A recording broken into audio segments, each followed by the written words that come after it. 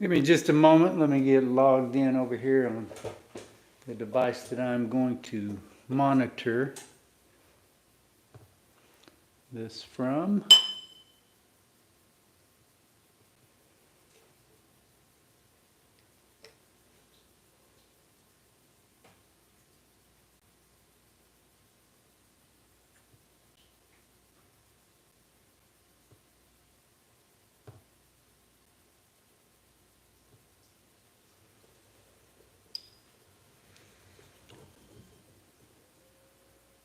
Not exactly sure about the controls on the vertical live, but if you are watching, make sure and say hello. Let me know that you can hear me.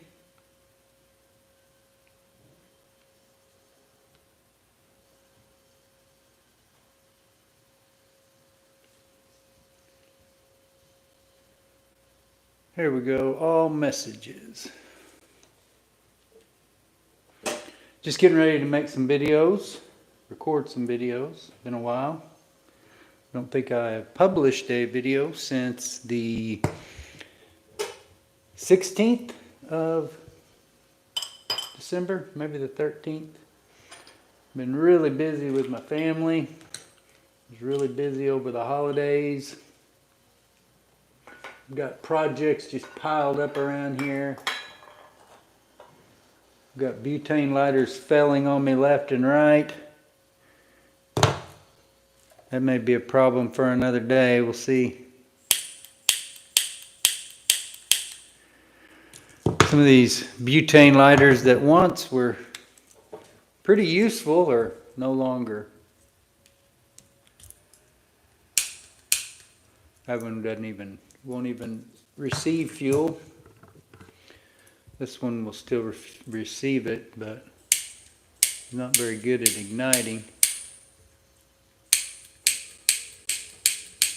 Pulled it out a while ago before I pulled out and fueled up a few of my Ronson jet lights because I needed a torch or two for dabbing.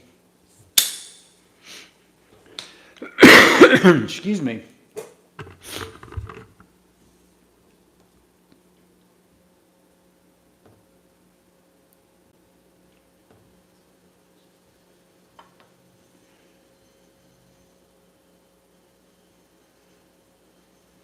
So it looks like my options are a little bit different depending on whether I'm on the phone or where I'm monitoring this at here on the iPad. So I've got it set at live chat on the iPad and all messages on the phone that we're actually streaming from. You can see a few things in the background there. A mid-century modern ashtray with a couple of cup holders that I just acquired last week. My mother and cousin were at a local,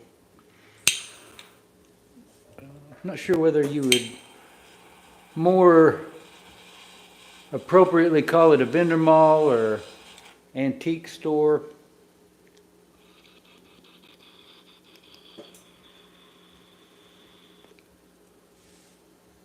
Place that's been opened up as or was a vendor mall for the last couple of years, but then closed.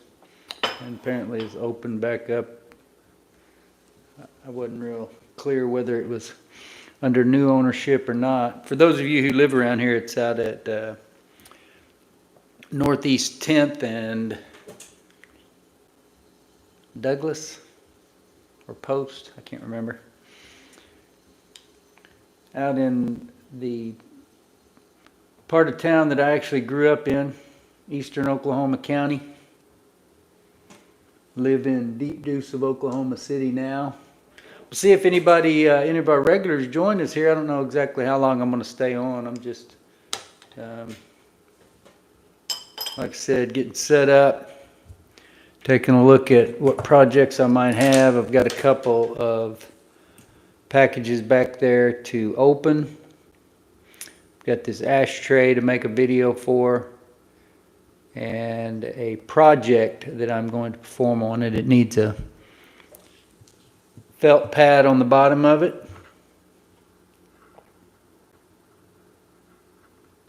So I don't know exactly how long I'll be staying on here, but just thought I would get on and do a vertical live stream, since YouTube is always telling me I need to do so, or encouraging me to do so. This is our IMCO Triplex Super 6700. We've had this lighter since back, I think, last spring or summer. Maybe early last summer. Hadn't been fueled up in a while because it's been cold here. And I did finally go out and smoke on Saturday night. First time we'd taken a walk in forever, since back before Christmas. So.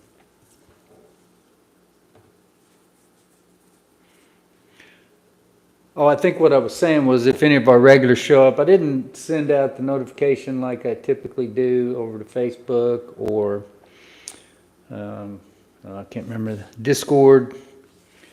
I didn't even leave a post there on YouTube.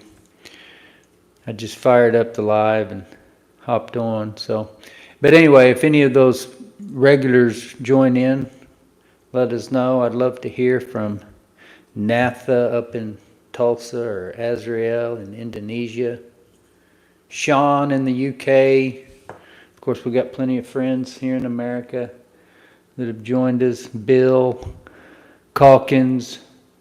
We got a couple of Marks, Mark Budd, and what's the other Mark's last name? I haven't heard from him in a while. And of course, on these live streams, a lot of times we will hear from our old YouTube buddy, Eastwa Dune Flam, who, if you've watched any lighter videos at all, then I'm sure you've seen his work on TikTok mainly, but I think he posts it also onto YouTube, Facebook, Instagram. And of course, we're on all those other platforms as well. YouTube is the main one. Trying to remember some others. John Roth joins us from time to time. We've had several that I'm really drawing a blank here. We used to be a guy that would join us from up in Edmond, Oklahoma. I'm right here in Deep Deuce of Oklahoma City. So it's always interesting when we get somebody local. We've had several of those, like I mentioned, Natha up in Tulsa. But we've got people like the professor up in Montana, and people all over the South, all over the United States, and then I mentioned the UK and Indonesia, and of course, there's lighter collectors and enthusiasts all over the world. So wherever you're from, if you're here, you want to join in the conversation, say hello. Let me know how you found out about DependableFlame.com and what it is that you enjoy about these old fire-making machines. I don't really have anything to do with butane lighters. These are what I would call an other useful mechanism. I don't refer to them as lighters because, just to avoid the confusion, I repair petrol lighters.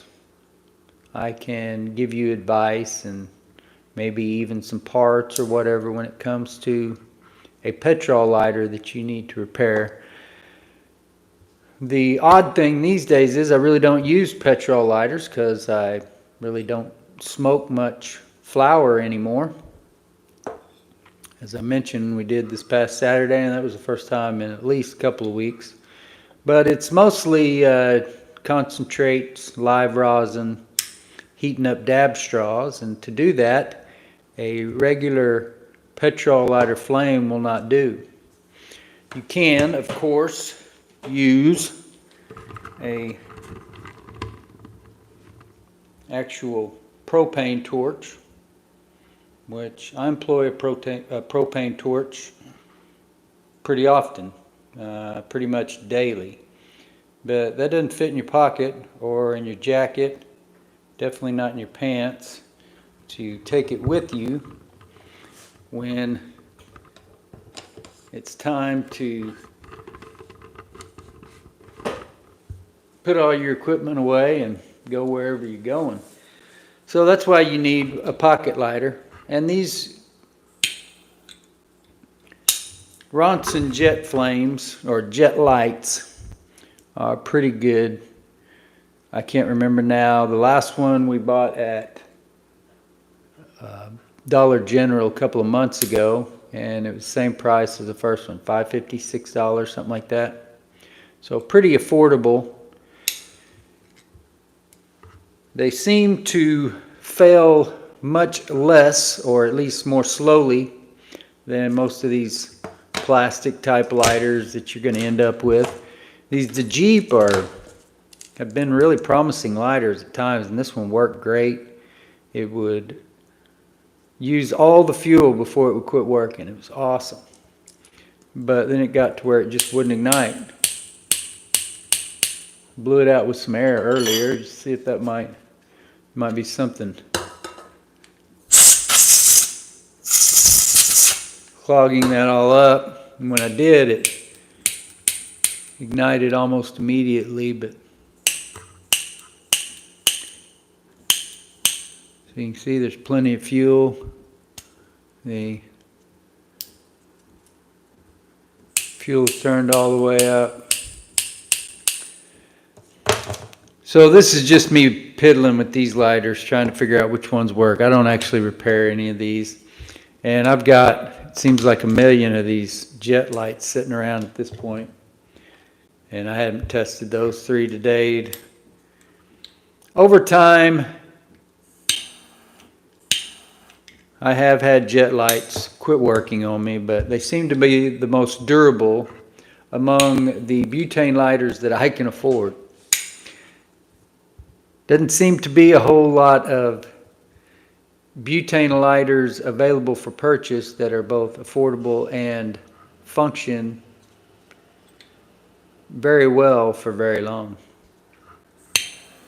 So these are what I am falling back on today, other than the torch that you see there in the background, the butane or propane torch. These are what I'm falling back on today to heat up my dab torches or my dab straws.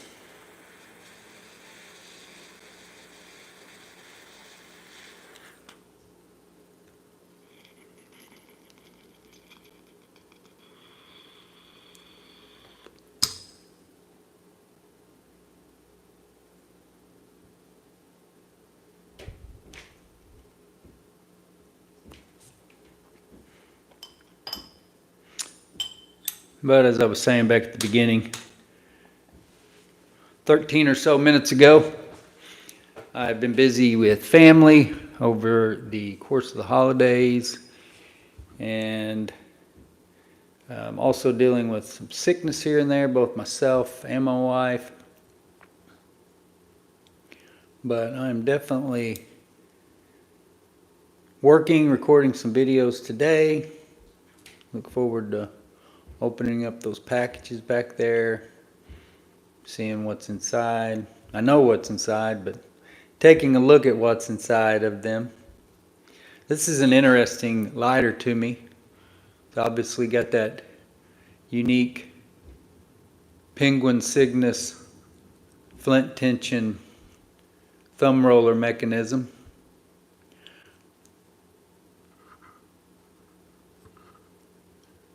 I don't know what to call this design other than a hobnail. I know that may not be the exact pattern that you normally see hobnail in, but that's all that it brings to mind when I look at it. It looks like a metal hobnail pattern.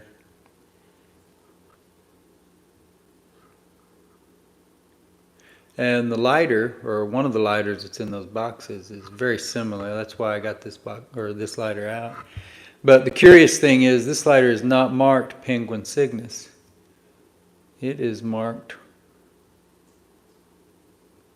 Cornwall Slimline, Japan, like you would expect.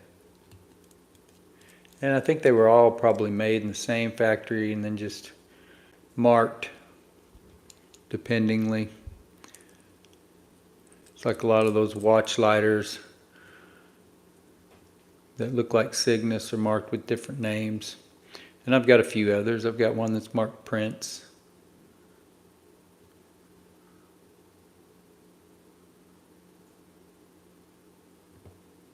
There's one other than Prince and this Cornwall Slimline, but I can't remember what it was at the moment. Oh, Le Briquet at Sea. Le Briquet at Sea, so a French name, and marked also Japan. I think this is a brass strip that is applied to that side of the lighter, and then probably enamel paint on the brass strip. Gold tone, really cool lighter. This is one that will probably end up being sold at some point or another. I got up to 30 of them in my collection, and I've sold off about 4 or 5 now. So if you are fond of these Penguin Signus, keep your eyes open. I will be selling some more.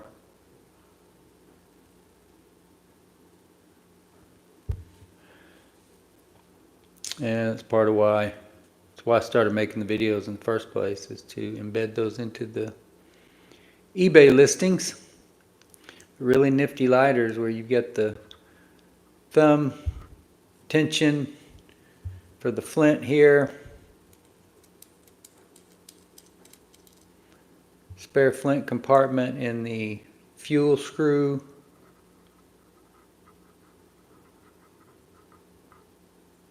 these lighters typically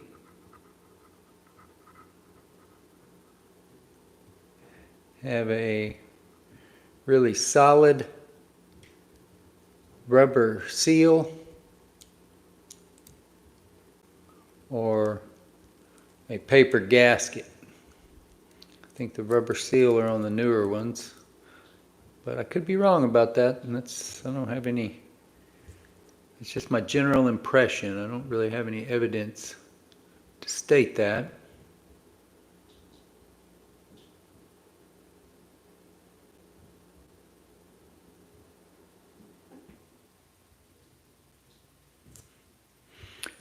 I don't really care anything about whatever this painted motif is. I think when I purchased it, it said Greek motif. Not sure. It looks like a dancing woman of some kind.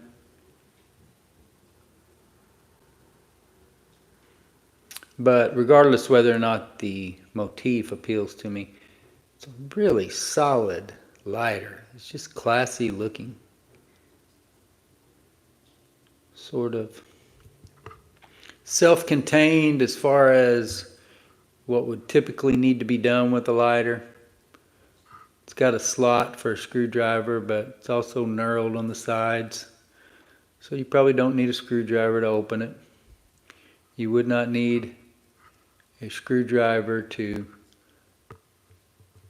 pull out the flint spring, put new flint in or replace it. It's all just done with that thumb roller.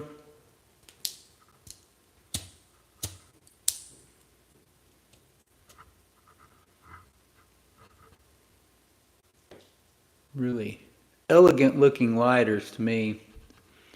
They remind me a lot of the Dunhill roller lights. And definitely roller lighters are some of my favorite.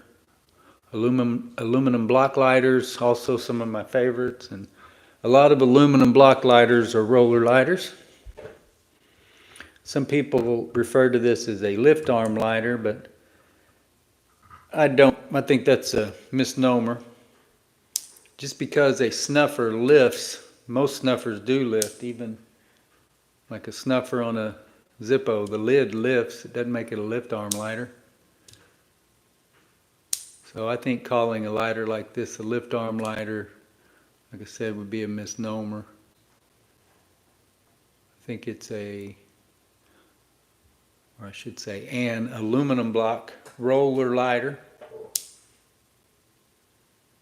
It's probably about as descriptive as you need to be. I would tell most people what they would need to know as far as what style of lighter. An aluminum block roller petrol lighter.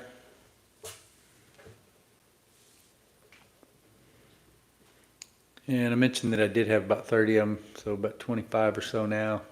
This one's in pretty good shape. You know, it's pretty amazing to take an item like this that was, well, now 60, 70 years ago or so, from the 50s or 60s. And you see scuffs, you see evidence it's been used and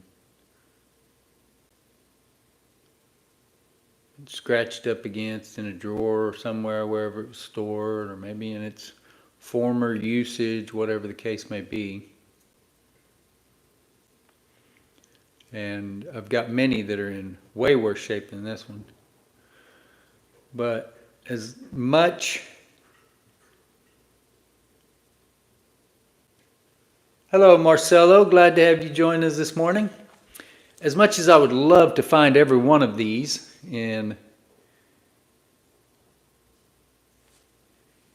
perfect condition, the fact that you find them at all in any kind of condition is really thrilling. And you just kind of got to take that as it is. You have to make a decision sometimes as to what you are going to purchase, because you may have something in your hand that's really cool, and even though it's damaged or scratched or scuffs, aesthetic blemishes, whatever the case may be, you may have to decide that for the price they're asking, excuse me,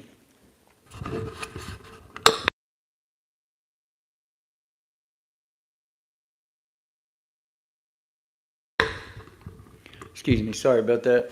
I mentioned earlier that I had been sick, still working through some issues with my throat. But just the fact that you find these things at all, but then, you know, you have to make a decision. Not every seller in every retail mall or vintage mall, reseller, or whatever you call, drawing a blank here for what those places are typically called, vendor malls. But not every one of those people are trying to give stuff away in their booth. So sometimes there's a price and you got to say, well, it's just a little steep for something that is not in perfect condition or is damaged in the way that it is. But the cool thing to me that is for, you know, set yourself a limit, say $5 or $10. There are a lot of old items that you can find in the $5 to $10 range. This, by the way, was not one of them. But you can find those items in the $5 to $10 range that will have aesthetic blemishes, imperfections that just prove that they have been here over time. It's what happens when something's here for... You have the environment taking effect on it, oxidizing, whatever, hardening the flint.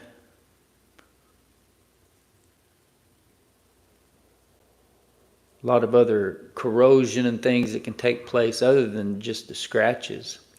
So those are all things that add to its age, show its age. And to me, just make it, I mean, that's what makes the hobby. deciding, all right, am I going to spend this money on this item? I see in the Facebook lighter groups, Facebook Zippo groups especially, I see so many mint condition Zippos from, even from the 40s and 50s. Lighters that I'll never have in my hand. I'll never have the money to own most of those.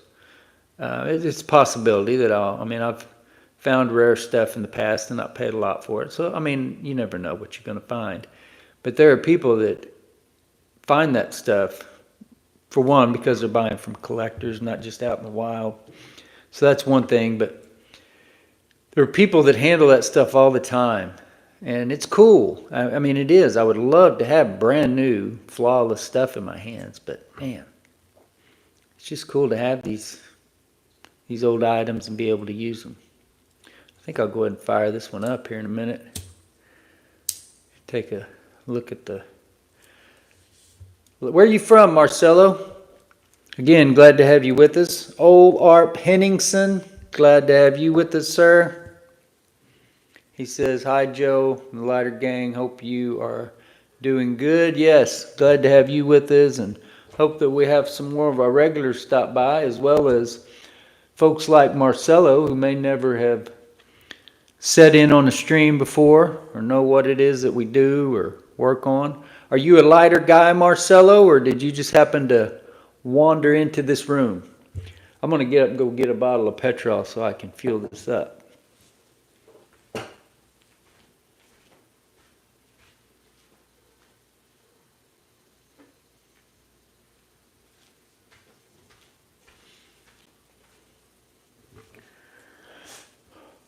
Cool. Marcelo is from Canada. I've thought a lot about Canada lately because I've watched a lot of Tom Green videos. And Tom Green's going to be at the Bricktown Comedy Club here in Deep Deuce. Well, not Deep Deuce, Bricktown of Oklahoma City, but within walking distance from the apartment here in Deep Deuce. Actually, a week from tonight. So I'll be seeing Tom Green a week from tonight. But Tom Green is from Ottawa, Canada, I believe. He's now living on a ranch up there, riding his donkey every day, or mule, riding his mule, not a donkey. There we got 2 squirts, and from my experience, we're only going to get a little bit of another one, and we've got standing fuel there, so seal this up. Marcelo says he just got into vintage lighters and that Tom Green is gold. Yeah, I agree. I've really enjoyed, obviously his stuff back in the day, back in the 90s, very irreverent, all the stuff with his parents. But everything I see of Tom on podcasts today, on the Rogan podcast, I've seen him on 4 or 5 different podcasts here recently. He just seems so down to earth and so eager to let people know that he is not what might have appeared to be a jerk back in his youth. Just seems like a really cool, down to earth. Seems like the kind of guy you can sit down and talk to. And anyway, I'm really looking forward to that show. Marcelo is from Canada. Olarp Henningsen is from Denmark, I believe. For some reason, I always hesitate to say that because I get confused between the country and the language that you speak. So forgive my ignorance. We got a few other people in the stream, it looks like, although nobody is joining in the chat. So please, if you're here, if you want to say hello, let us know what you were up to, what brought you here. I don't know how long we're going to stay on. Just setting up the video set here to record some videos, and thought I would hop on and say hello. It's one thing about these Penguin Signus aluminum block roller petrol lighters is I've stated on many occasions that I believe they are practically impervious to vapor lock. Denmark, same as our friend Donald Hind. Is he in Denmark, or am I confusing you guys? I believe Donald is in Denmark. Donald has the website lighterfix.dk.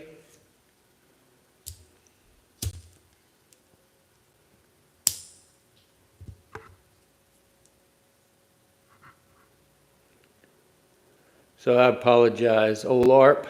I'm very familiar with you. I just get confused with those countries.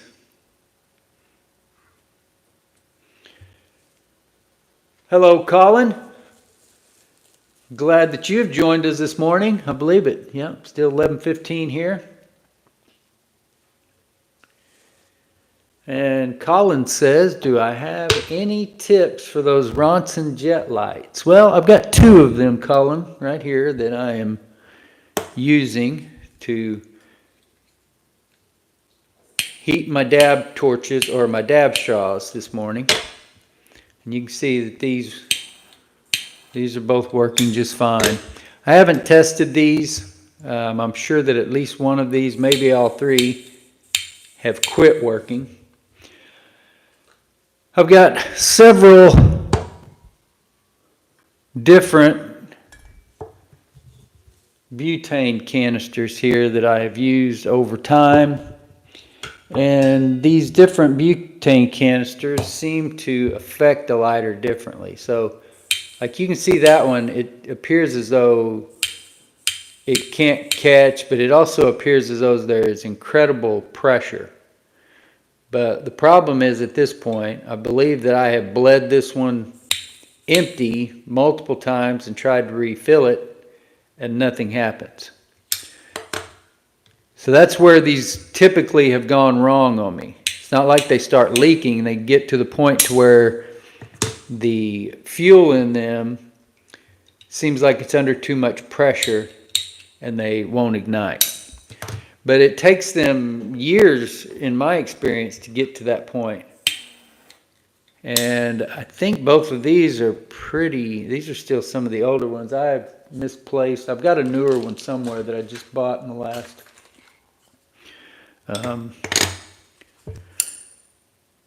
probably a couple of months. This is another one. I've been having problems with some of these butane lighters even accepting fuel, and that made me wonder whether it was the only fuel I had were these neon, which had been great up to that point. So no, I don't have a lot of really any tips. I don't do anything to clean them. I just use them, really, and they're cheap enough at, like I said, that latest one that I bought, I paid $5.99, I think, or maybe $6 even at Dollar General store. They have been very hard to find at times. But no, I don't really have any tips. What exactly is the problem that you're having with yours, Colin? Marcelo says he was scrolling through Reels and came across your page. Really enjoying your content. Cool. When you say Reels, are you talking about shorts on YouTube? I publish like I mentioned earlier, YouTube is the main place that I publish videos. A lot of what gets published elsewhere is kind of a repackaging or an edit of what was originally published here.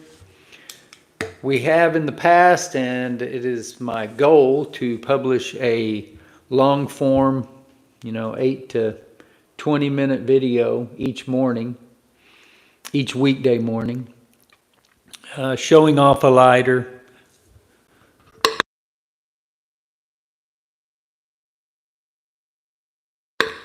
Excuse me, I'm really having some problems with my throat here. But either showing off a lighter or a project, haven't done this particular project yet, but we might take a lighter apart and re-wick it. So that could be a project, Easy enough to do that. Really not even an 8 to 10 minute job with a lighter like this, but by the time then you fuel it up, light it up, talk about it, you know. So we get project videos, repair demonstration videos, and show and tell videos. But then we also edit those into shorts, different reasons. Sometimes, you know, informational, sometimes just because it's eye-catching or something that I like about the way that part of the video looked. A lot of it for me is still kind of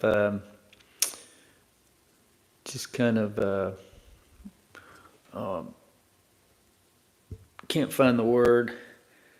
Like, it's just trial and error for me. I don't have a background in making videos.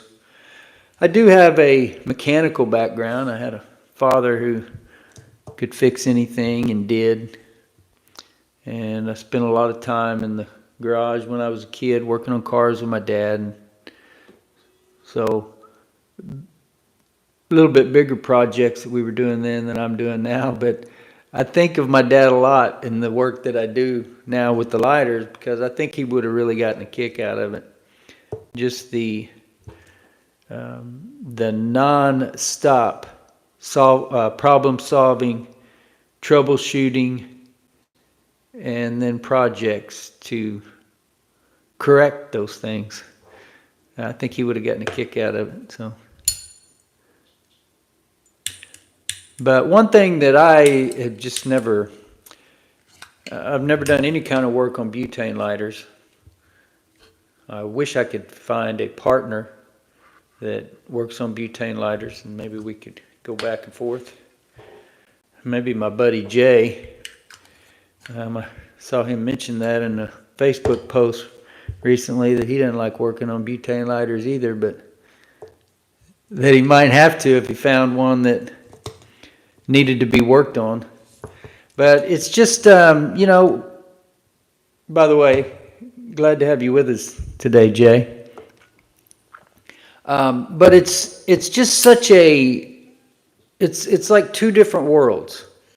You've got this very rudimentary machine here that just has this absorbent cotton or other wadding material in there, and a wick up here, and you just soak that wadding with lighter fluid. Roncinol is what I typically use, and then by grinding that flint or ferrocerium against that file wheel, you're going to create a spark, which, when you've got all those necessary components there, you've got fuel, you've got oxygen, you've got your spark or your heat, and it's all there in the right amount, then you have fire. But it's a little bit different when you take a machine like a butane lighter. Because when you see it working right, it seems like it's pretty much working off the same principles. And it is working off the same principles. But the fact that that fuel is under pressure definitely adds another layer. You've got seals that leak, and that's the problem with finding old petrol lighters, is they're practically always failed. Not always, but practically. But here you've got a relatively new lighter. You've got fuel, you can see the spark, and see if I've got a flat screwdriver somewhere here where I can manipulate this.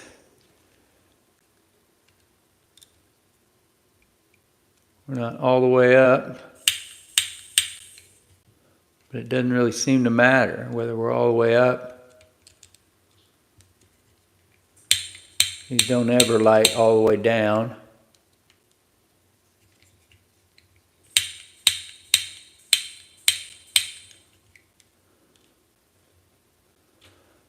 So from the entire range, all the way down to all the way up,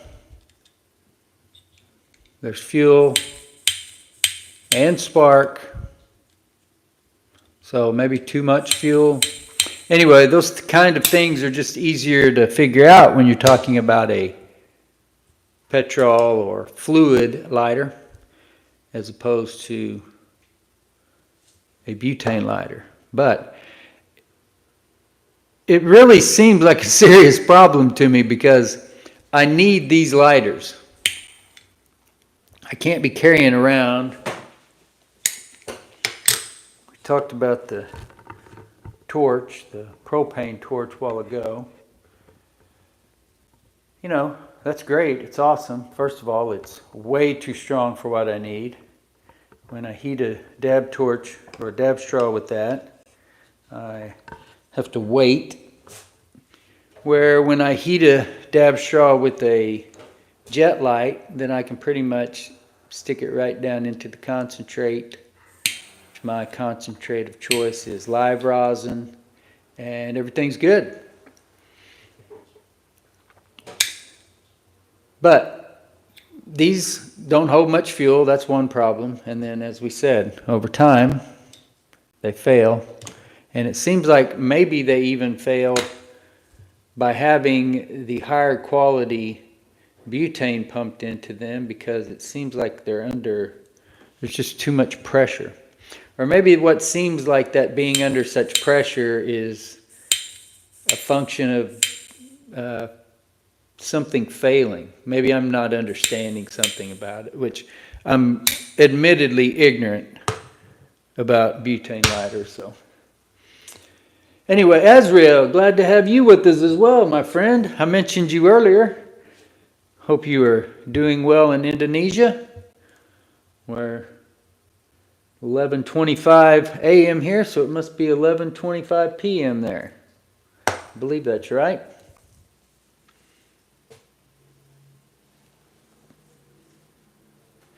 You acquired any new lighters here in the last few days, Jay?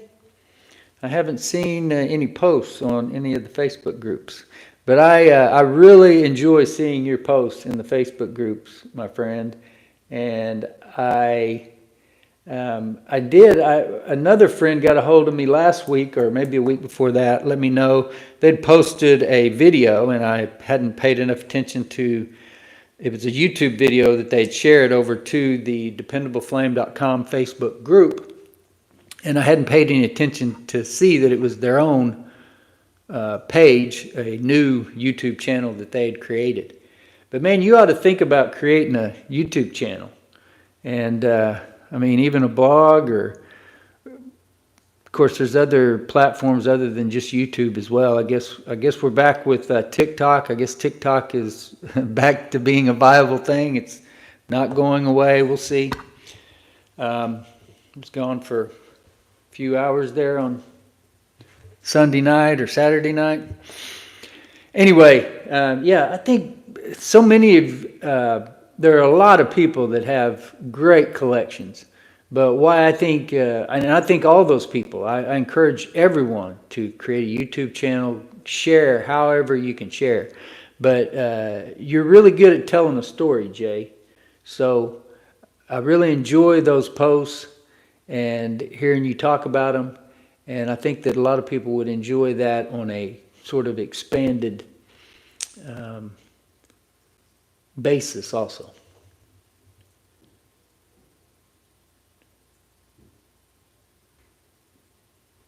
Azrael says, I see what you mean. Old tech lasts better with its simple mechanism. Yeah, this I understand. And if it's not working right, then I'm going to have at least a couple of options. You know, there's not a whole lot of things that could go or that could be wrong, or that you might need to turn to, where I don't even know where that one went now. When every one of your jet lights fails the same way, I mean, is there anybody out there who knows enough about butane lighters and how they work to give me a clue as to what's going on here? I mean, well, I'm not going to do it right now. I got real, I used to, it didn't bother me at all messing with the butane. And I answered a question really in a joking manner on Quora.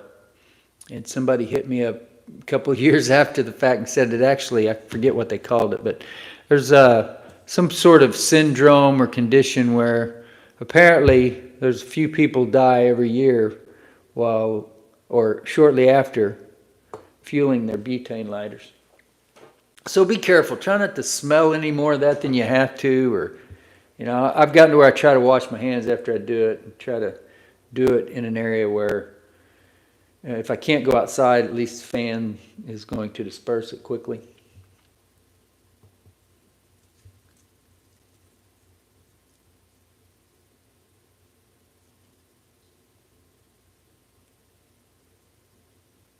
Cool. So Jay says he's got a few more to work on. Sorry that you've been sick, man. I've dealt with that a little bit myself, and my wife's been sick. At one point, a couple weeks there before Christmas, everybody was sick. Everybody had gotten sick, except for me. And now here the last few weeks, it's been me a couple of times. So yeah, there's a lot of stuff going on out there, or going around. Yeah, they can. They can be complex for sure. You saying that makes me think. It reminds me I've got an automatic Signus in there that I need to dig back out, figure out what's wrong with. And but there's, yeah, you're right. Very complex. A lot of times what looks simple is not as simple as it looks even. So, but when I say simple, I really am talking about the principles. But I guess that's the thing, is that's what confuses me, is the principles that help you to understand why this lighter lights up. It's the same principles as the butane lighter, at least at the basis level, at the lowest level. But I'm at a loss. I don't understand how after bleeding this multiple times and then refilling it, then suddenly it's just, unless, like I said, parts have just worn out and it's now just too sloppy to sustain that jet flame. But I suspect that if we were to test all three of these right now, that one lit right up when we started, but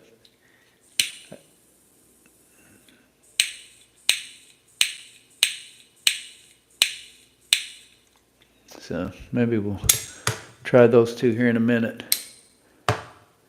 Anyway, butane lighters, it's just beyond me. I would like to get some education. I'm sure if there was a class somebody could put on, you could go and sit down in a room for like 8 hours and you could probably learn just about everything there was to learn about butane lighters. But my patience level, when I've got dozens of petrol lighters just sitting right over there around the corner that still need to be worked on, I just haven't had the patience to even take the time to fix the seals in a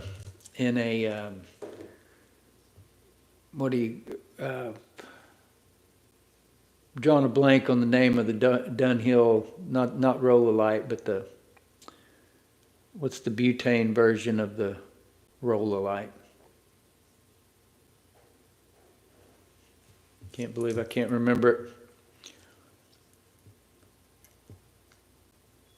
it. What lighter brand are you talking about, Azrael? It starts with an M. Were you talking about a lighter that I had out here?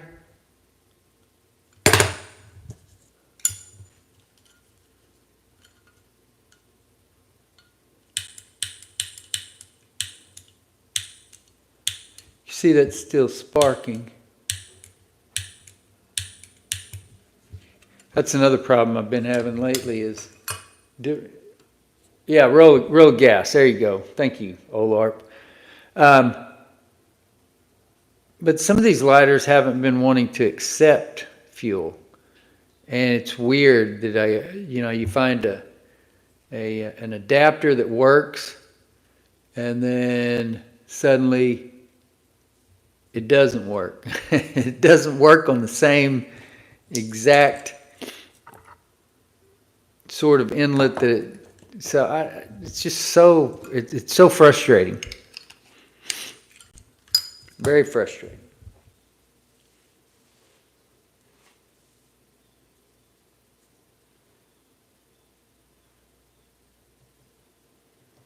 Yeah, that's a good point, Azrael. Off of a petrol lighter, the principle is that the fuel is not actual liquid. When that snuffer is raised, then it should allow fuel vapor to come on up out of that chimney, mix with the air and the spark and light. So yeah, that's a lot more simple than you adding the whole pressure element. And I'm not even qualified to discuss it.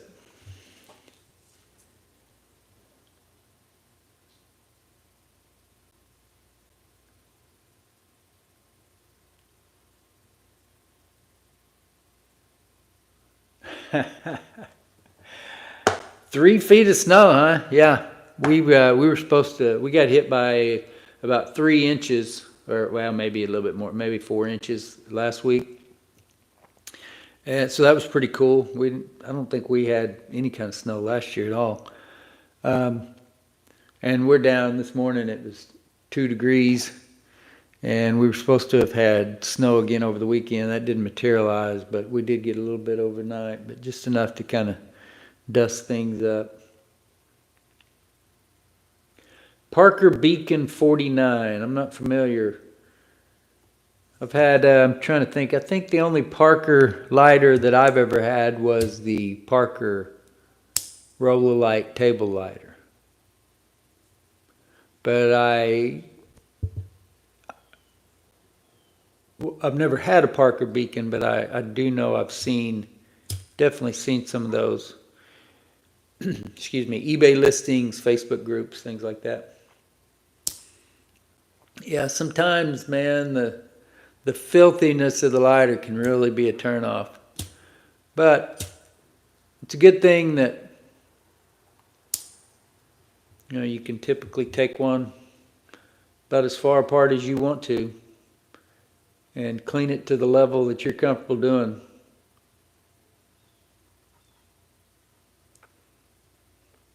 Yeah, most people think of Oklahoma here in the middle or kind of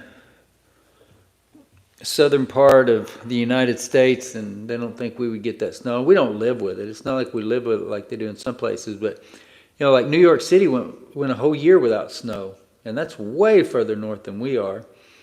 But we get snow and ice. We get some kind of snow or ice every year, but it's just a matter of, we'll have years where we might have 4 like catastrophic type ice storms, or 3 or 4 really good snows. But then we'll have other years where it's just, you just have some snow and some ice fall here and there, no big deal.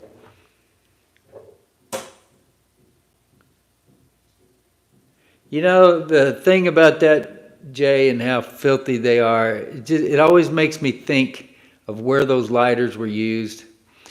I can't tell you how many times I have taken apart a Ronson automatic lighter, and when you pull that thumb lever up out of that piston seat, you never know what's coming up out of there and how green and nasty looking it is. And, was that in a drunk's pocket back in 1957 when he pissed himself in the alley? And, where'd all that corrosion come from inside of that lighter? So it can be really off-putting to me. I am definitely a germaphobe. It's definitely an element of this kind of work that is off-putting. It's the reason I don't like paper or leather, because you can't really clean it. So I'm okay not having the paperwork for a lighter because I can't really clean that anyway. It's just going to make me feel dirty.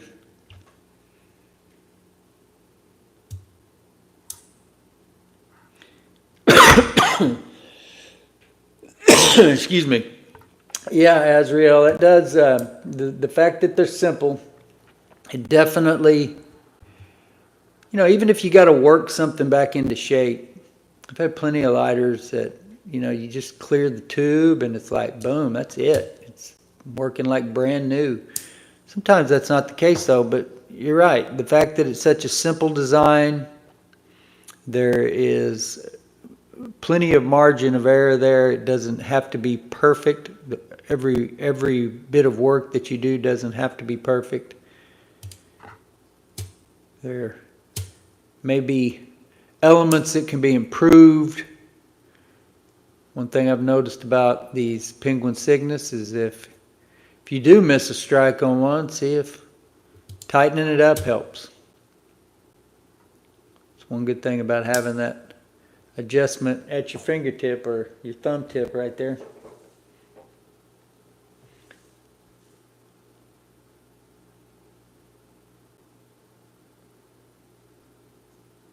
You say minus 11. Are you in Pennsylvania, Jay?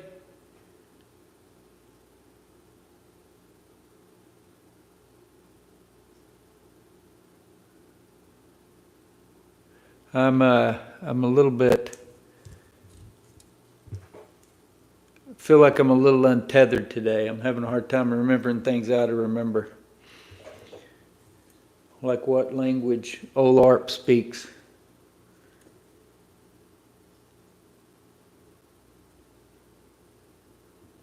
Yeah, every time I pull a lighter apart though and find that old green. Take it easy, Azrael. Glad to have you with us, my friend. We'll see you next time. Hope you're staying warm in Indonesia. But every time I see that green stuff come up out of one of those lighters, it makes me think of a bar men's room where the embellishments behind the urinal are all stained green with that, whatever you call it, oxidation, and always warm in Indonesia. Okay. Yeah. Not many places like that in America. Well, I guess we got places like that in America. Not too hot, not too cold. It gets pretty warm in Indonesia, though, I think.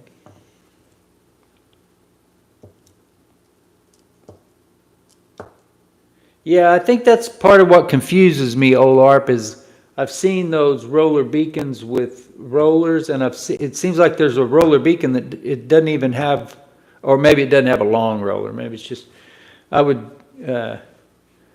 yeah, I guess that's true. Even a disc roller would be a roller.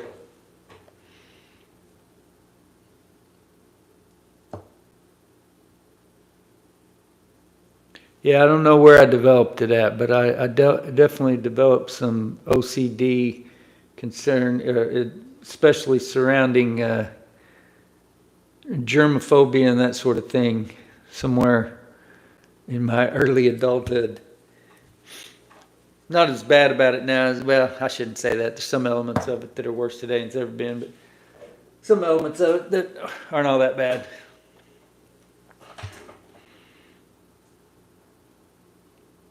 But I've also dealt with not severe elements, but still embarrassing elements nonetheless, elements of, or symptoms of Tourette syndrome since I was a young child. I think those are all related.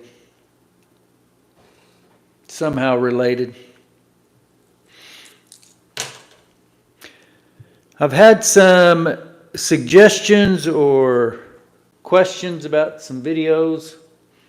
And one of those videos reminds me, Jay, I want to excuse me, I want to try to do something, try to clean up that wheel a little bit in that Thorns lighter, but I'm about to the point that I'm not sure what I can do with that. I feel like that lighter's moved backwards on me.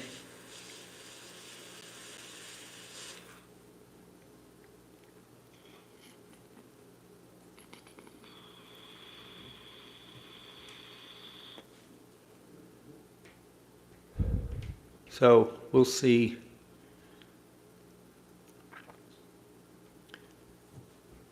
We'll see what I can figure out about cleaning that wheel up. Whether or not that's an issue, or maybe the wheel just needs to be replaced. Maybe that's why they had turned the wheel around backward. But it was, you know, it was working a lot better when I first got it and turned that wheel around and realized the wheel was in it backward. It was lighting. Seemed like it was lighting every time. Now it's barely lighting 1 out of every 3.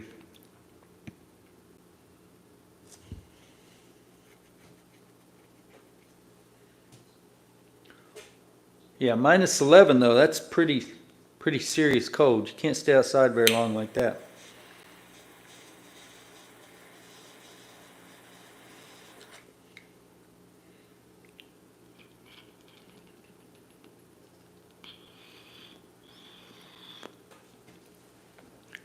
I've got a lighter back there in one of those boxes that been sitting in here ready to open for over a week. I just hadn't had a chance to make the video.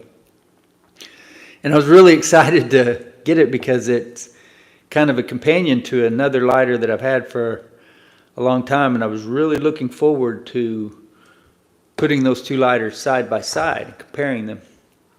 And when I got ready, started rounding everything up this morning, I realized that I'd sold that other lighter back in the middle of December. So that's cool. Sold it to one of our good friends of the channel. So maybe he'll be interested in the other one. But I look forward. I'm not going to give it away what that lighter is, but it might look something similar to this. It might be stamped Signus on the bottom.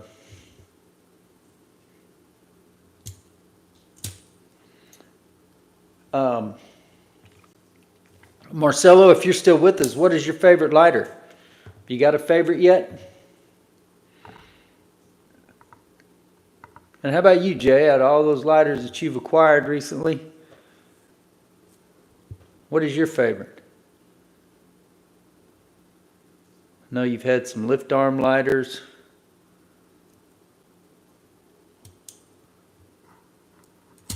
And I always enjoy not just the lighters, Jay, but all the other cool ashtrays. And seemed like you showed an old phone stand. Was it a phone stand with a lighter on it? Oh yeah, Kyocera Racer, yeah.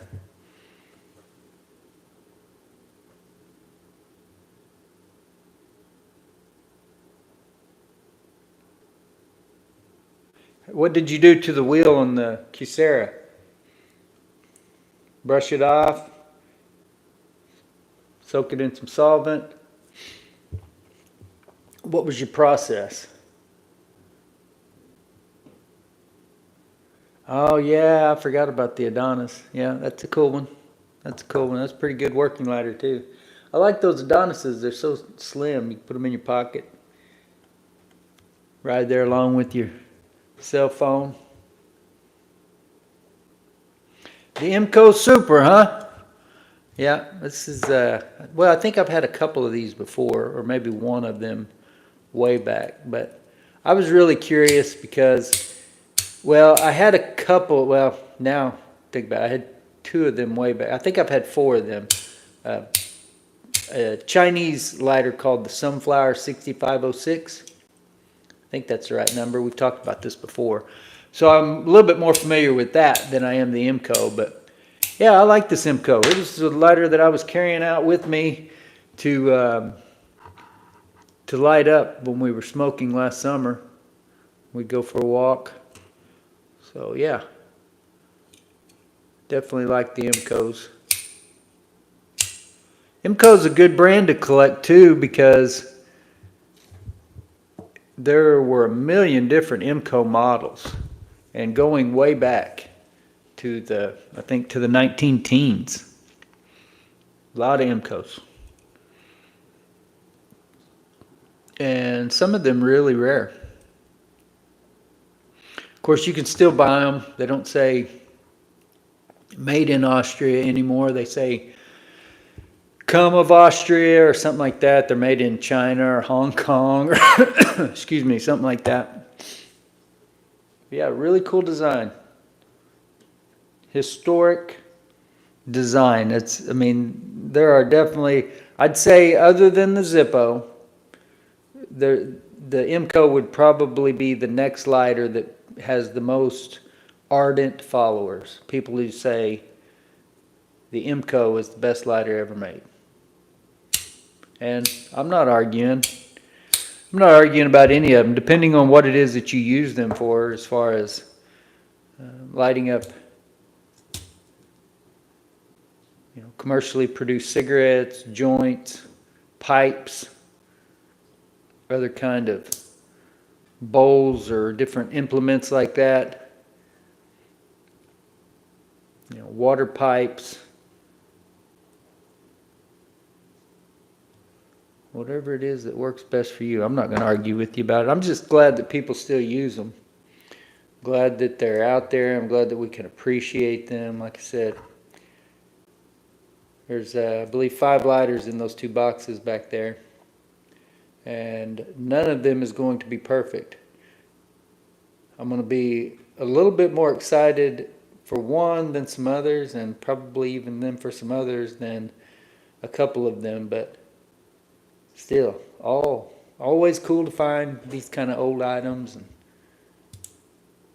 be able to put them back to use. That's what it's all about for me. I just wish that I had the understanding and the ability to do the same with the butane lighters. So has anybody got a project that they would like for me to put on my list? Is there anything you've been wanting to see? I'm always glad to do a re-wicking or flint clearing video if I have those lighters to work on. And I do have plenty of stuff here to work on right now. It's just a matter of, exactly what.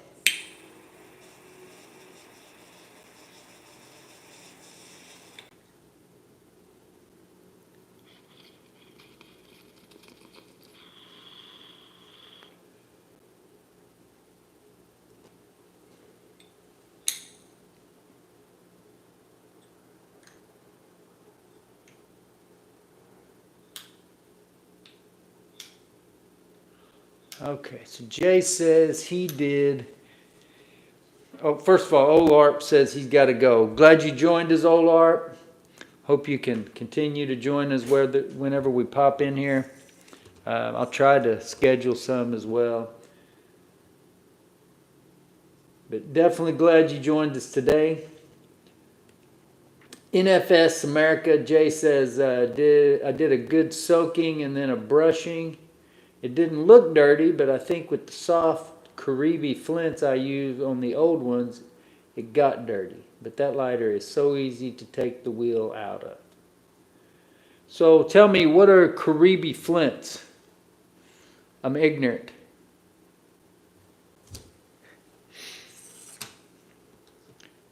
Is that an old brand? Or does that have something to do with the material in them?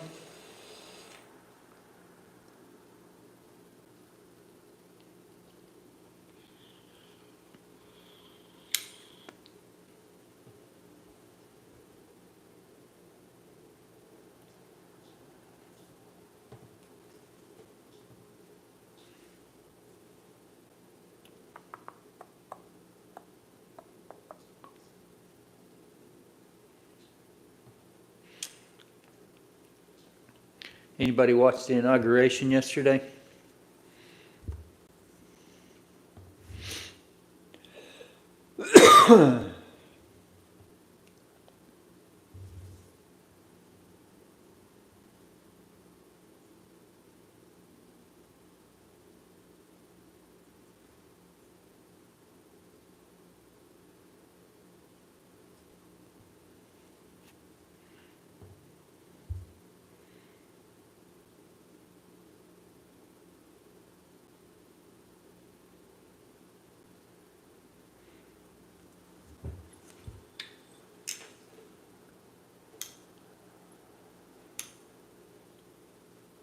Okay, he says, I honestly do not know where I found them, but they claim to be softer, so I gave them a try, and I think they are.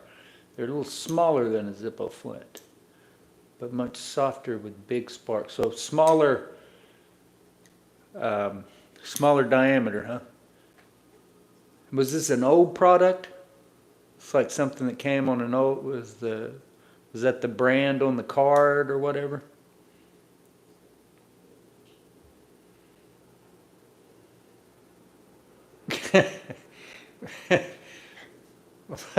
Now you're gonna have to remind me, Marcelo. What did I say? You said I was going to, but I got high and forgot. What did you forget? Or am I already forgetting something that I asked you?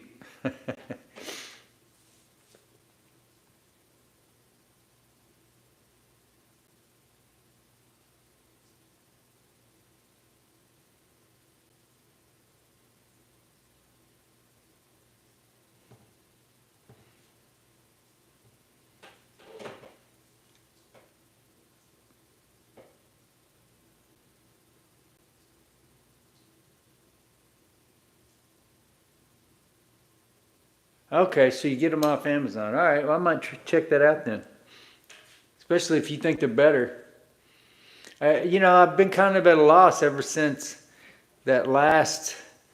I bought 2 sleeves of Dunhill Blues, and they weren't as expensive as they are now, but they weren't cheap. They weren't as cheap as they had been. They had been about $10, $12 for 9 of them. And I think I ended up paying like $15 a sleeve, so like 30 bucks. Excuse me. Anyway, obviously not as good a product. I won't buy any more without knowing whether they're the older ones or that newer kind. So, but definitely improve the performance. If you had a lighter that was a 1 out of 3 or 2 out of 5 striker, it might. Seriously, those Dunhill Blues were good enough that it improved it to a 5 out of 5. They were that good.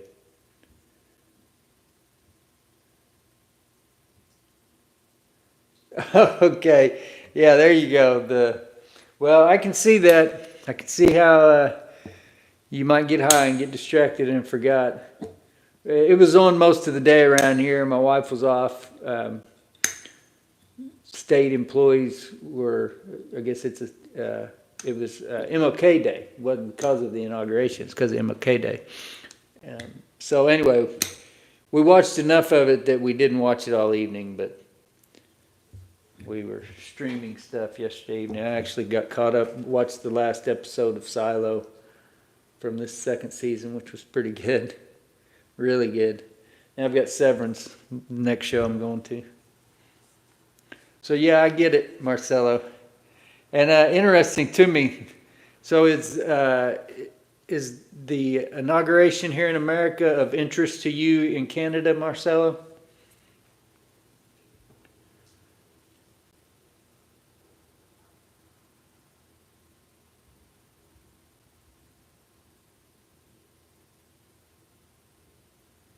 Those Dunhill Red are quite a bit thicker in diameter, aren't they, Jay? Yeah, I understand what you're saying. It's kind of frustrating to me, man.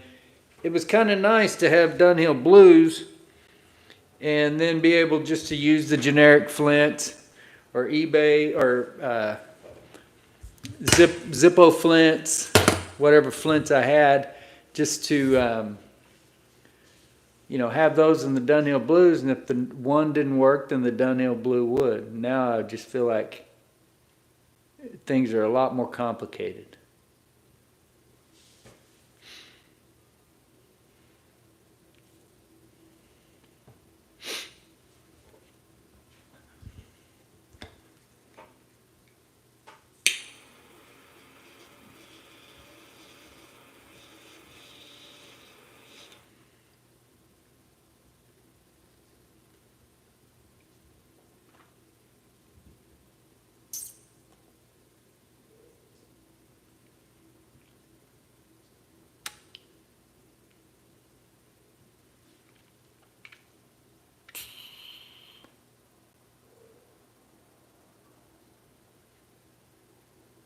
Okay, Jay says those reds are much thicker. Yeah, they only fit in the Daltus, my Clark.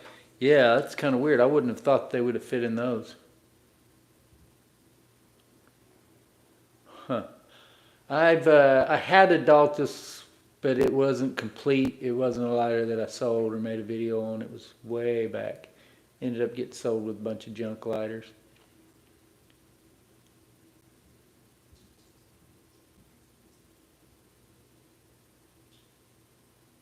Well, I think it's just my own personal opinion, Marcelo. I think that there are probably, good things and drawbacks to both places. I hear people a lot talk about the universal health care in Canada and what a great thing it is. But then here recently I started hearing that it wasn't always so great because there were long waits. So you got somebody with a cancer diagnosis here in America that they want to get taken care of pretty quick, and in Canada, maybe sometimes that doesn't happen as fast. So I don't know. Canada's got legal weed over the entire country, don't they? America, it just depends on what state you're living in. If you're in the wrong state, then you might as well be living in the 1950s. I do think we're up around 40 states or so, though, that have, or at least getting close to that number, that are either medical or recreational. But, there's some, like here in Oklahoma, it's basically the Wild West when it comes to legal weed. It's pretty inexpensive. It's not hard to get a card. It's not expensive to get a card. I don't know how hard or expensive it is to get a card in Arkansas, but I do know they've only got like 2 or 3 dispensaries in the whole state. So where we've got, here in Oklahoma, you might have 2 or 3 dispensaries in the same strip mall. So yeah, whole different. Well, not whole different. That's what I'm saying. It's just, maybe this element is better in America, but this element might be better in Canada. But I'm certainly not complaining about America either.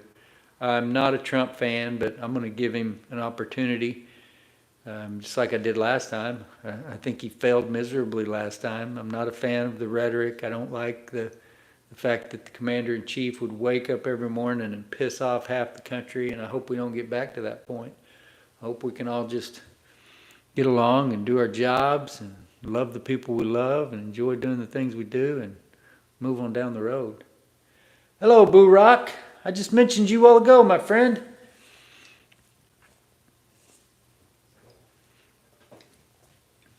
Glad you have joined us. Hope you are well. Glad to see your Vintage Lighter channel here on YouTube. Been seeing your posts on Facebook for a long time now. And of course, you are, I don't know, my friend, perhaps our oldest, you are for certain our oldest viewer who is still with us from way back before we were anywhere near the subscribers we have now or monetized or anything. Yeah, you really gave me, really inspired me that what I was doing was valuable, and of course I knew I enjoyed it, And I was trying to figure out a way to, and that's kind of what I was talking about, why I've jumped in here this morning just to talk with everybody, because I'm getting on here to make some videos. But yeah, I've always enjoyed that daily aspect. That's kind of what I've always strived for, is to keep a video uploaded each morning so that it was like we could share in each other's day. There's plenty of places, Marcelo, and if you go over to the website, dependableflame.com, I've written articles specifically about that topic. But you know, you've got places like eBay, you've got other online, like there's online estate outlets or auction houses or platforms where auction houses, you know, get rid of the stuff they need to sell off. You've got vendor malls, antique stores, flea markets, garage sales, all those kind of places.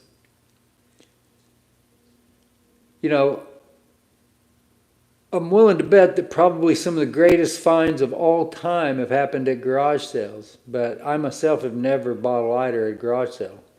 And I've only been doing this for since 2016 or 17. So it's not like I've been doing it for 100 years like some people. But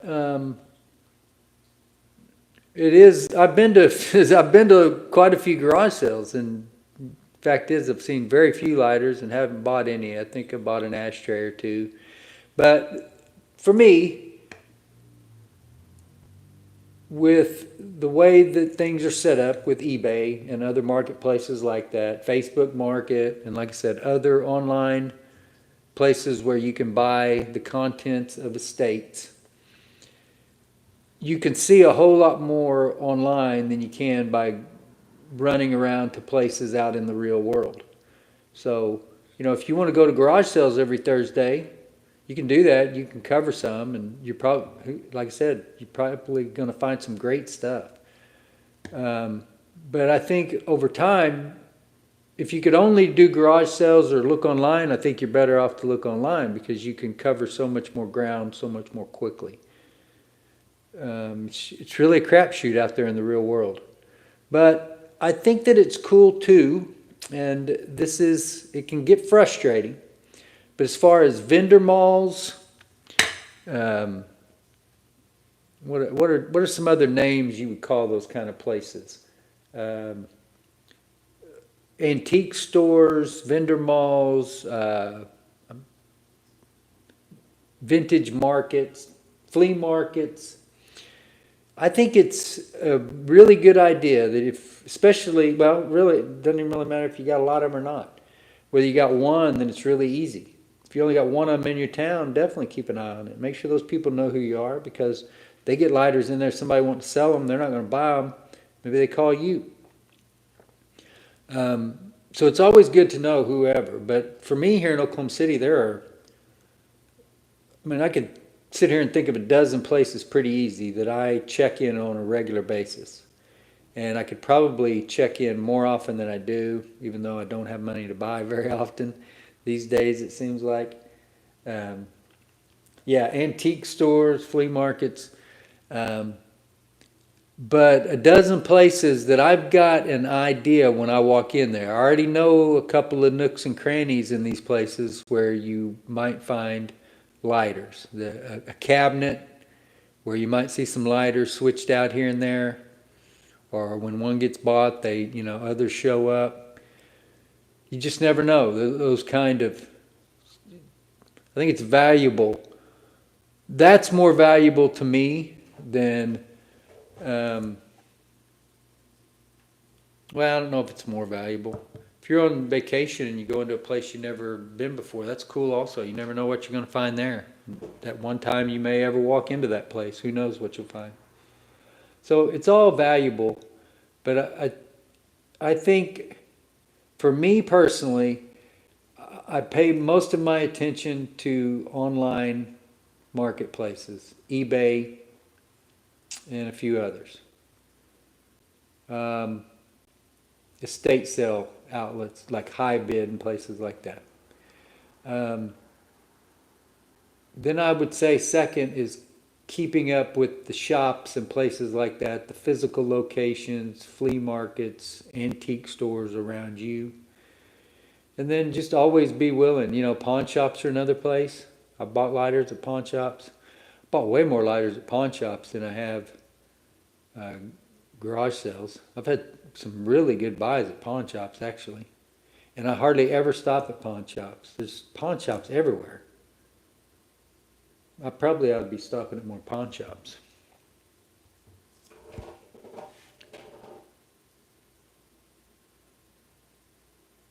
Yeah, check out the website, man. I don't know. I've written over 100,000 words over there now, equivalent of a small book.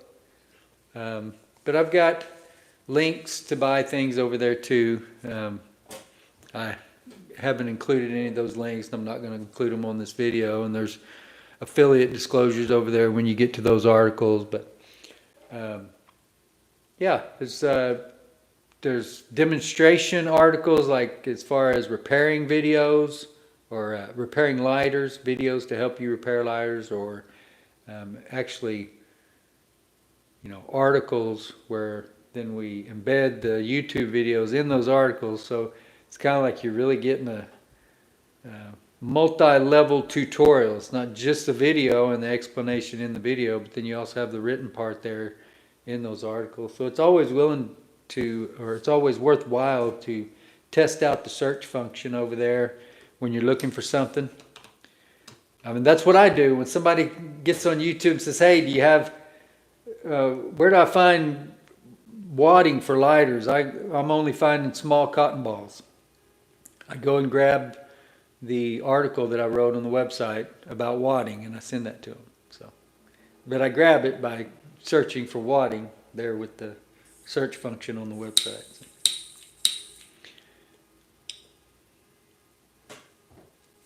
Grab the wrong one. Well, now it is working. Thought it was the wrong one. Maybe that one was the right one. Yeah.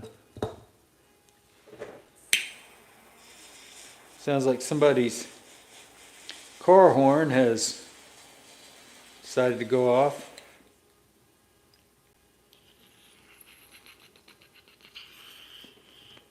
I'm actually sure it's an alarm or anti-theft or whatever you call it. Excuse me. With the temperatures as low as they are around here this morning, I turned the TV off so it wouldn't interfere with my excuse me, connection. But 2 degrees this morning. I'm surprised I haven't heard more alarms. When the water starts freezing around here, for some reason there's alarms, like fire alarms, go off when the water freezes.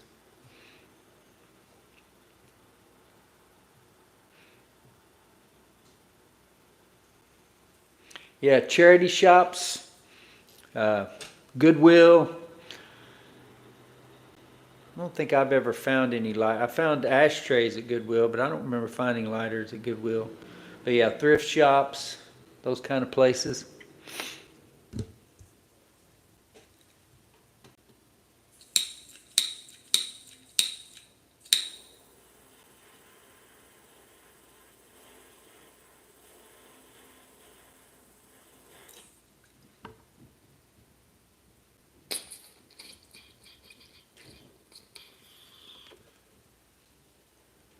And Marcelo, Boo Rock, you guys that are still with us, do you guys use your lighters?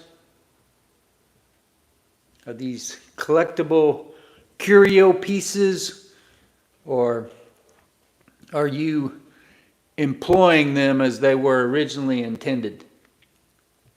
I myself am employing them as they were originally intended, or as best I can. It's what it's all about for me, is being able to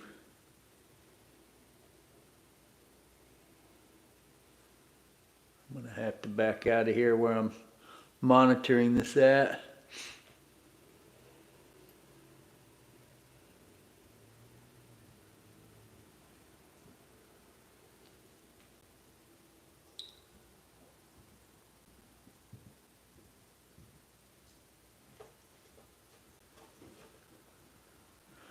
What do you mean, Burak, when you said yes, and not only specifically, are you talking about you're searching those places for the other kinds of Tobackiana and books? Man, that's the thing that really, it's,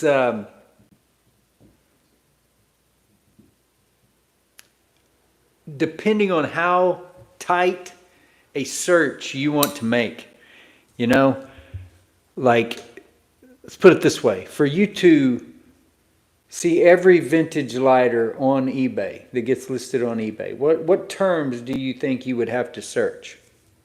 Do you think there is a term you can search that would cause you to see every vintage lighter that hits eBay? Because you got to understand, not every vintage lighter is going to be listed as a vintage lighter. So how can I see every old lighter? Do I have to have different search queries? Like, do I search vintage lighter and then search old lighter and then search petrol lighter? And then I'm going to get a lot of crossover between just those three searches. So what's the best way to search? Is that something you guys have thought about? Because it's something I've thought a lot about. And it seems to me that to really see every lighter that comes up for sale, that you simply need to search lighter with no other qualifying terms.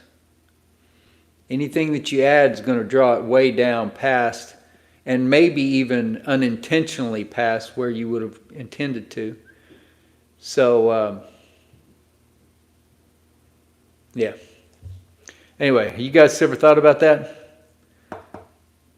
So, like, if you search lighter on eBay, just lighter, obviously you're going to have to weed through all the new lighter stuff too. You're not just going to see vintage or old lighters, or even just petrol lighters. You're going to see. Now, you could go through and put and exclude some of those from your search, but you might accidentally knock out some results that you would want to see by doing that also. Yeah, I did the same thing, Burak. But here's the thing. I don't have time to watch every one of those. But just to search, well, let me pull it up. If you search eBay for lighter, and then you take that,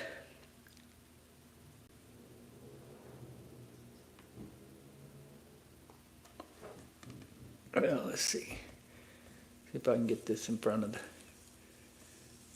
camera. We're going to search for lighter.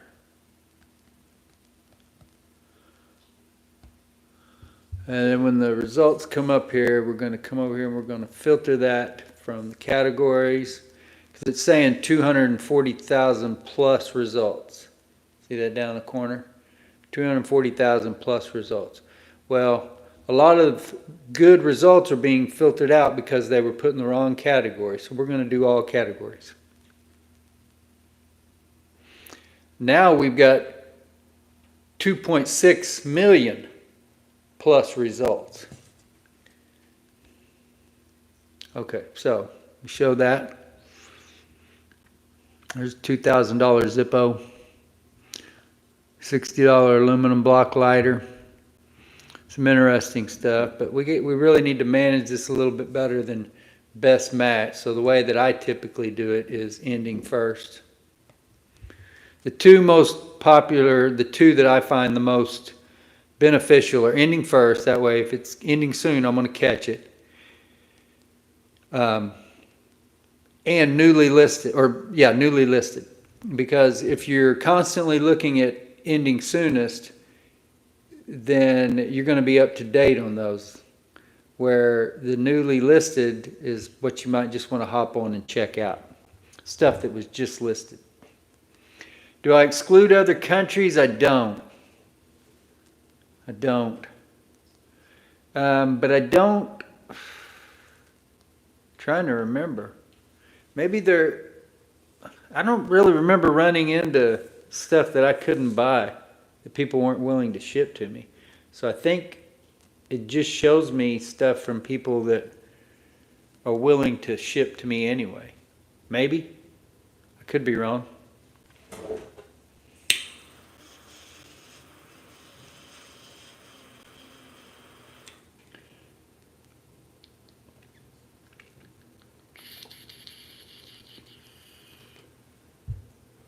But it's really kind of hard because just like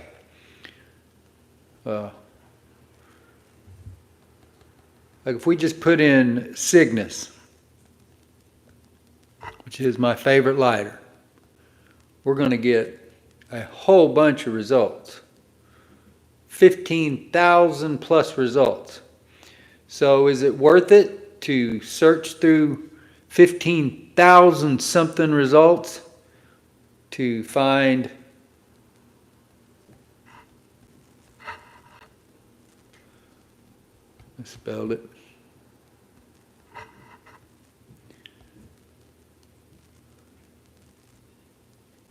To look through 15,000 results to find the 58 that are actually listed? Now here's the thing. I say 58 that are actually listed, but that could be wrong. It is possible that somebody has listed a Signus lighter without using the word lighter. And if that's the case, then I'm going to miss it.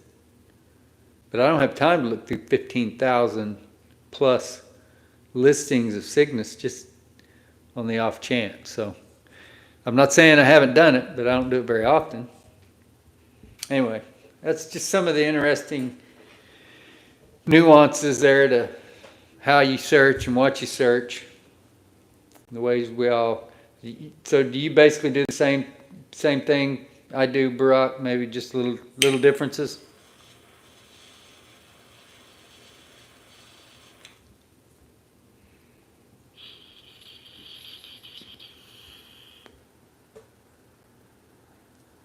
So Marcelo says he uses them, but most of them are for his collection.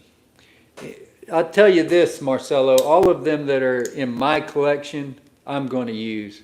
If not, I'm probably going to sell it. I just sold a brand new Bob Dylan Tour Merchandise lighter that if there's any lighter that really fits a theme that I'm going to collect, that's it. But I just don't really have a place for a brand new lighter in my collection because I use them. So that's just kind of a decision I've made. I do have some other brand new lighters, but they're few and far between. I have a couple of brand new Zippos from the National Lighter Museum in Guthrie, Oklahoma. And that's just because I made a deal on those with Ted up there. Last time I went up there and saw him. And he made me a deal on those two Zippos, and I decided then that I was going to put those in my collection. Hopefully at different times I'll have the opportunity to show those off and pay a tribute to him for what he did. And even though he was never really able to open that museum the way he wanted to, the fact that he was able to put that museum together was really quite an accomplishment and really a cool thing to walk around and see. And Ted's an interesting guy. I haven't talked to him in 2 or 3 years now. I hope he's well. He's getting up there in age. I haven't heard from him or either one of his sons that I've talked to in the past, but I hope he's well. Trying to remember now what even got me over on Ted. Oh, the Zippos, the brand new Zippos, National Lighter Museum. But yeah, I understand what you're saying, and you know that's the great thing about this hobby, and I love it. It really is what I think kind of sets this hobby aside, or what kind of sets it apart, is that whatever theme, whatever, however it is that you decide you want to put together your collection, that's okay. You know, my collection are basically lighters that have been gifted to me, and some of those are lighters from viewers and friends in the hobby that I've met online. Some of those are family members. Some of those are actual lighters that belong to family members that have passed on. Then I've got a collection of Signus lighters, about 25 or so of those right now. I'm always looking to add another one. Also here lately been looking to sell one or two here or there. So, and then there are other lighters that, for whatever reason, like the one, there are different lighters that you run into that just appeal to you. And like I said, I've enjoyed going up there and talking to Ted on the couple of occasions that I had, and that's why I wanted those lighters for the National Lighter Museum. And like I said, I see that as my ability to pay homage to Ted when I can by showing those lighters off.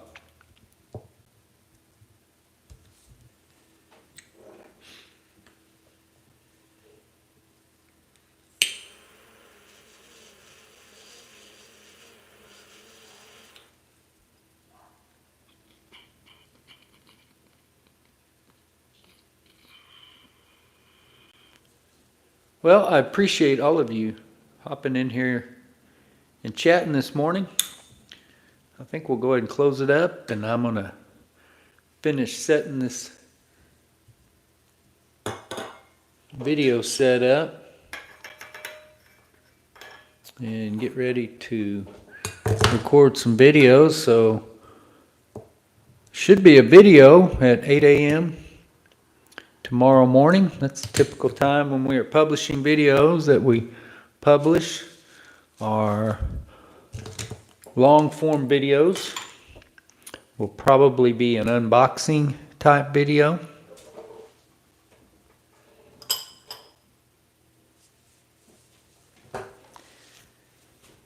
But we'll have some others because I can already tell you that I'm going to be adding a felt base to that ceramic ashtray you see there.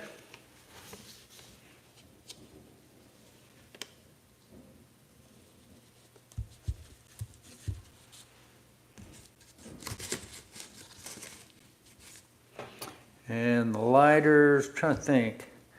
One of those boxes has 4 lighters in it, and the other one has 1.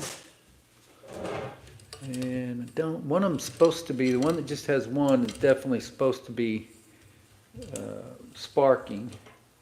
But the other 4, those could all be possible projects. You never know. We'll see.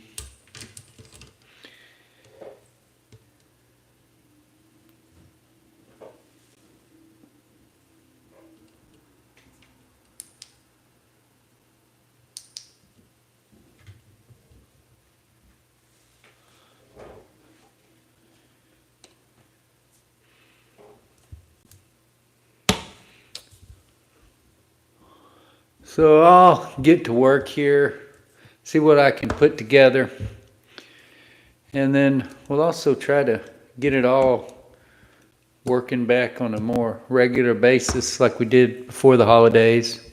Try to have a short uploaded every day at noon, a longer form video every morning at 8 a.m. I would like to get back to a weekly live stream, and one where I would announce it ahead of time. But I don't know, we may have to rely on just these quick vertical streams here for the time being. We'll see. I'm not even sure what the difference is, why YouTube pushes the vertical. Hey, Mark. Good to see you, my friend. I mentioned you earlier.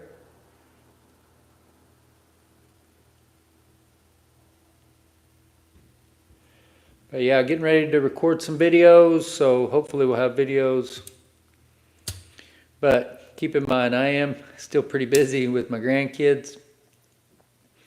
So if it's not a video every weekday morning at 8 a.m., we'll try to get them up there as often as we can. And of course, love to hear. Oh, I don't need anything. What did I say that made? Did I say something made you think I was in need? I just there's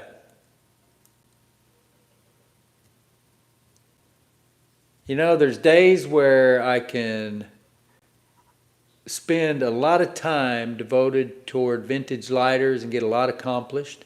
And there's even days where I can accomplish a lot and get a lot of that videoed and really, do a lot of work that goes a long way from the perspective of the audience. But then there's other days, sometimes weeks, where it seems like I can't even get the video set up, let alone carve out the time to make a video. So no, it's all good, brother. I don't need anything. My cup is full. My cup runneth over. I got projects and plenty of work.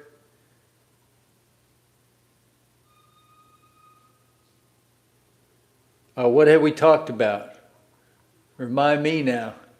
Do I need to be reminded of something? I probably have another Ronsonol bottle or two for you. Hello, Raul. Glad to have you join us, my friend. He says, I'm fixing an old lighter and I'm missing wadding and wicks. Would you happen to know any store that sells them? Not really. Maybe a smoke shop. Better chance is Amazon or eBay.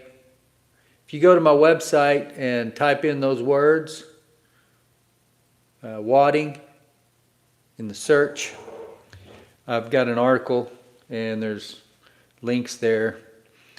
But there's plenty of options as far as wadding and wicks. You can buy organic cotton off of Amazon. You can also just use cotton balls. But as far as wicks go, there are several options. Imco wicks, Zippo wicks. You might run into Zippo wicks at a Walmart. I don't know. Definitely maybe at a smoke shop here or there.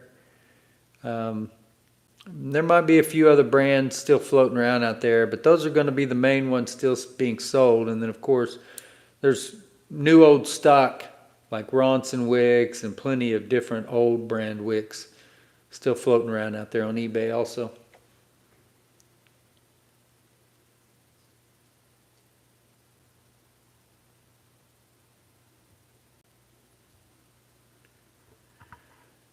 So,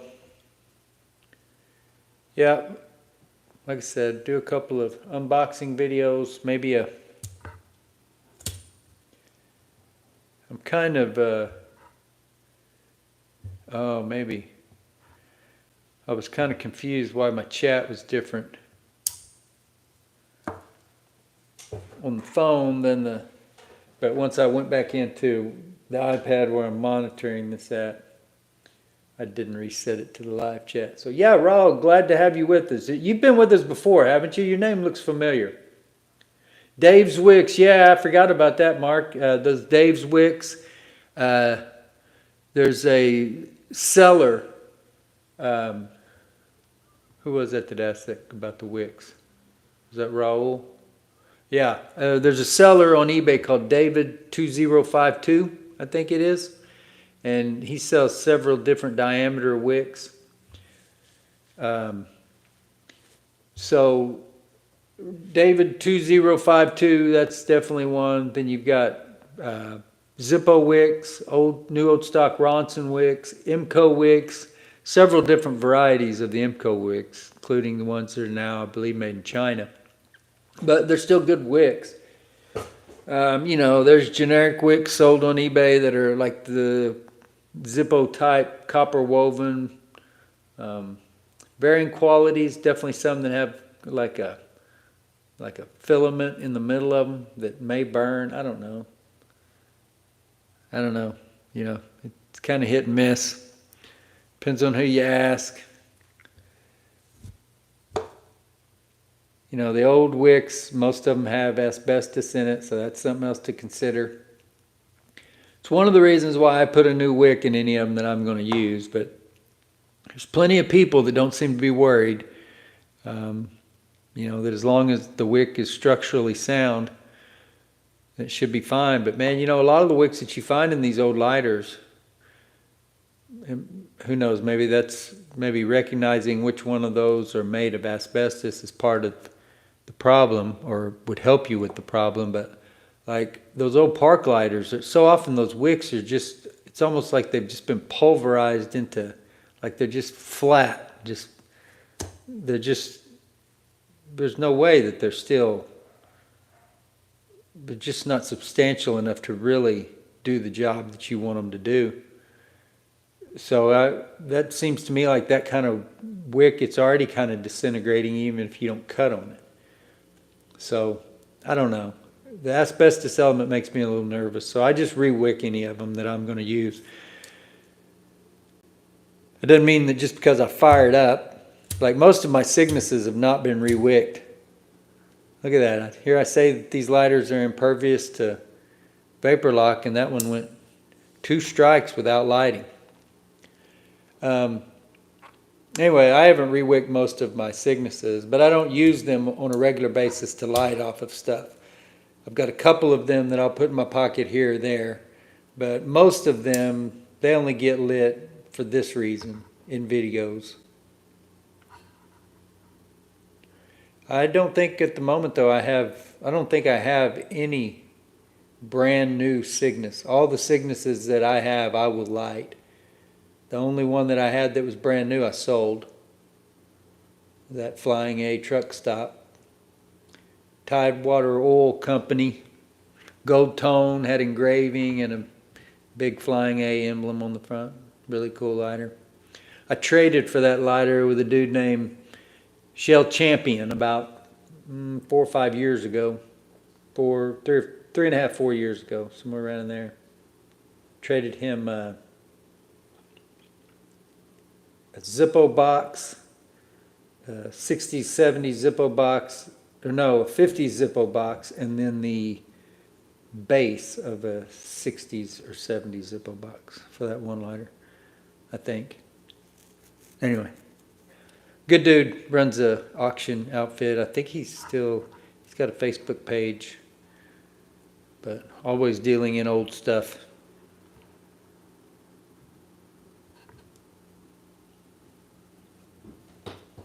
What am I dropping here?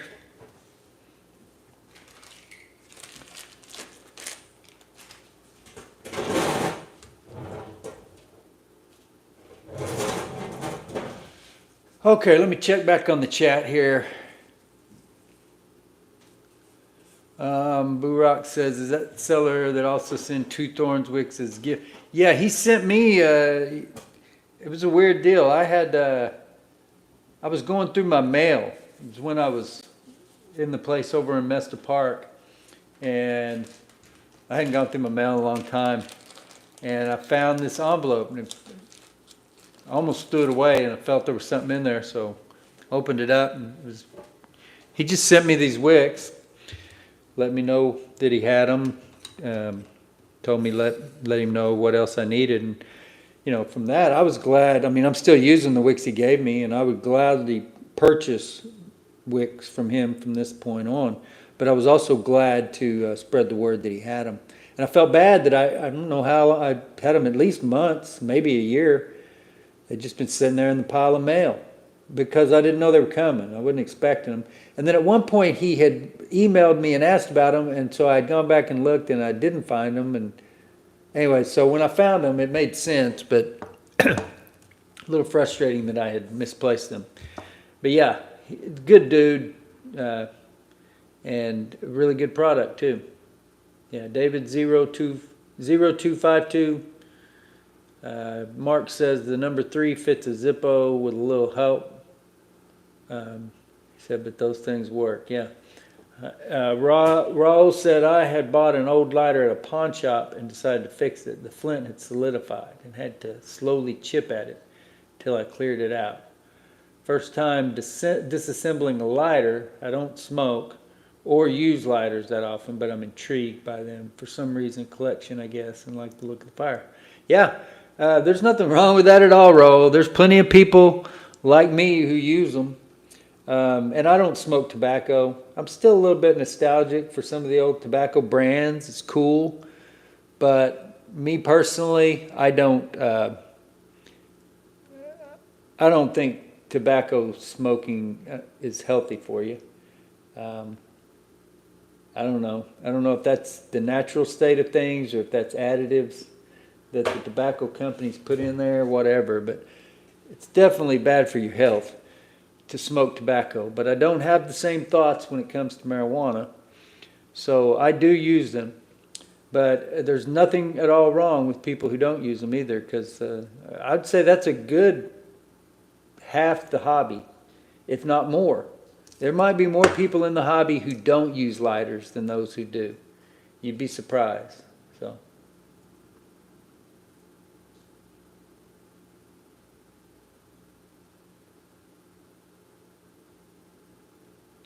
bunch of old Zippos, huh? How many are we talking? It is cool to have a bunch of old lighters like that, especially, Zippos are one thing. I've never really had any problem. I'm trying to think about this. I've had several Park Industries inserts that I just couldn't clear. And then because I couldn't clear them with a drill bit, I ended up using vinegar or something that ruined some of the joints in the aluminum in those Park lighters. If you leave it in the vinegar too long, it'll dissolve those joints or whatever the adhesive is that holds those joints together. So that can be an issue. But I've never had that problem with a Zippo insert. I've had some that were really hard, but I've never had a Zippo insert that I wasn't able to clear the tube one way or the other. So yeah, when I think about clearing a bunch of Park tubes, I can see a way that could end disastrously and very disappointingly. But the Zippos, at the very least, because of the way they're constructed, you should be able to dip them off into 30% concentrated vinegar if you had to.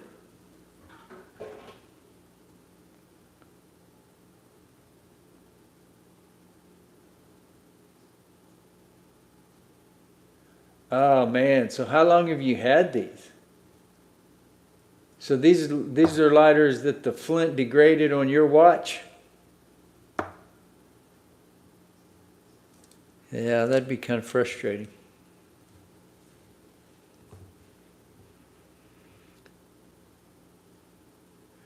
Yeah, it's crazy to me that there's still, somebody will get on one of the Facebook lighter groups and say something about pulling flints out of your Zippos or any other flint sparked lighter, and people ask questions about why would you do that. I guess it's just people maybe who are maybe new, just haven't encountered it. I came into the vintage lighter hobby through old lighters. Well, kind of. I bought a new Zippo, and then that led me to old lighters. So I learned pretty quick. Once you start buying old lighters, you understand that the main problem is degraded flint. That's just the way it is.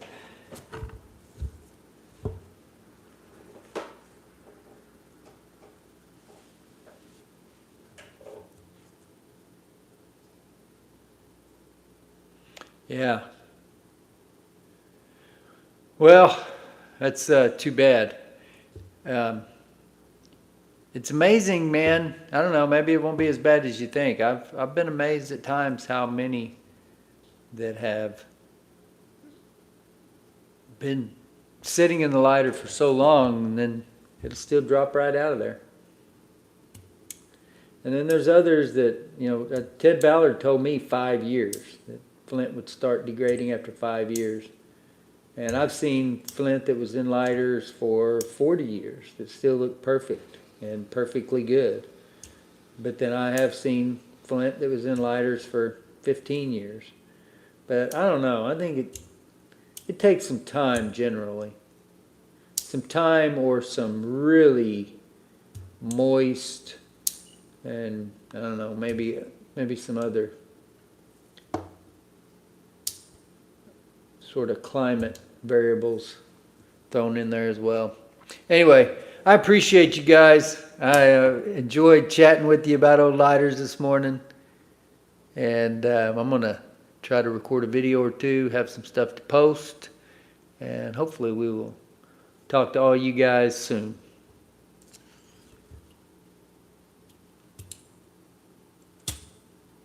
Man, this lighter is definitely drawing to question my saying these lighters are impervious to vapor lock. Until next time.